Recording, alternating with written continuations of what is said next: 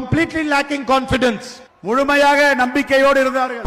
And the reason, brothers and sisters, is because he is controlled by the United States.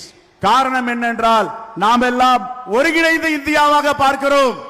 He signed a deal between India and the United States that sold our country out. அவர்கள் நினைக்கிறார்கள் இந்தியாவை விட்டு வெளியேற்ற வேண்டும் என்று. He handed out our energy security. நாம் வலிமையாக இருக்கிறோம். That is why he wants to put the AIDMK in power in Tamil Nadu. அதுதான் உண்மையான அதிகாரம். Today if Donald Trump tells Modi to jump, Modi jumps. Modi எகிறுகிறார். விவசாயிகளுடைய பொருளாதாரத்தை அழைத்து விட்டு விட்டார். If Donald Trump tells Modi lie down, Modi lies down. Modi அவர்கள் கீழே விழுந்திருக்கிறார். கீழே விழுந்து அவர் இந்தியாவிற்கு எதிரான வேலைகளை பார்க்கிறார். Why? Because Donald Trump controls Narendra Modi fully.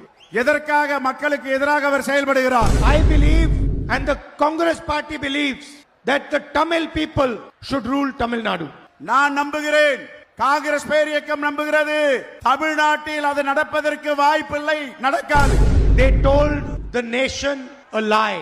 அவர்கள் சொல்லுகிறார்கள் இந்த தேசம் வாழ்ந்து கொண்டிருக்கிறது என்று.